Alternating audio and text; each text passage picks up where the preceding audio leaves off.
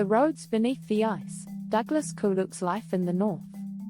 In late January, when the temperature drops to 40 below and the wind scours the surface of frozen lakes, Douglas Kuluk laces his boots and heads out onto the ice. Beneath the dim Arctic sky, his breath forms clouds that hang in the air. The hum of machinery echoes in the distance. For most, it's an environment to endure. For him, it's home. That philosophy has guided his career as one of Canada's foremost ice road engineers, a man who has spent more than 2 decades building the frozen highways that connect some of the country's most remote communities to the rest of the world. Kuluk was born in Thompson, Manitoba, in 1976, a place where winter lasts half the year and roads disappear under snowdrifts. His father worked the mines, his mother was a nurse, and young Douglas was drawn to the machines that carved paths across frozen lakes each season.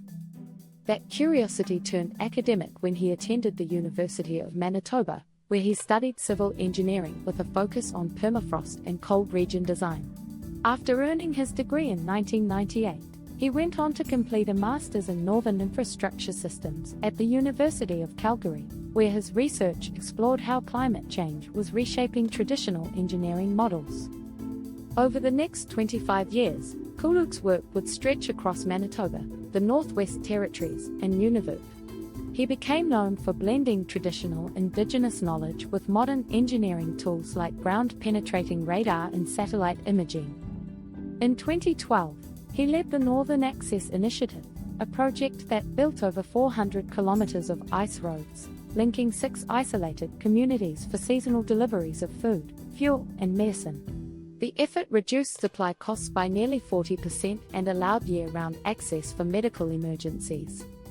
His company, ArcticLink Engineering, which he co-founded in 2018, has since developed new approaches to cold weather logistics, using AI-driven models to predict ice thickness and modular road panels that can adapt to warmer winters.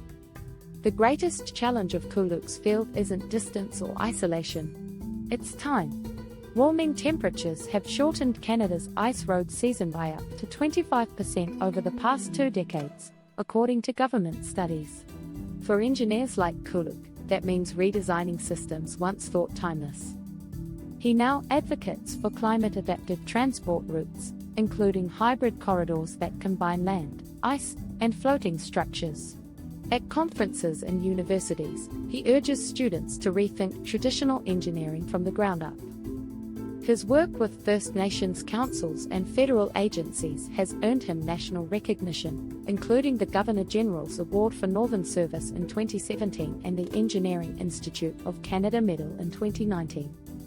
Outside the field, Kuluk lives in Winnipeg with his wife, Emily, a hydrologist from Norway House Cree Nation, and their 2 children, Sarah and Owen. Weekends often find him fishing on the Nelson River or photographing the aurora borealis above the frozen tundra. Travel, too, is part of his rhythm. Each spring, the family visits Iceland or Yellowknife, exploring glaciers and research sites together. He also mentors Northern youth through engineering outreach programs, helping them see how science can serve their communities. Kuluk's story isn't about fame or fortune, it's about endurance, purpose, and the quiet determination to keep people connected in the harshest environments on Earth. The roads he builds may melt each spring, but their impact lasts. They represent a rare kind of progress, one that respects both the land and the people who call it home.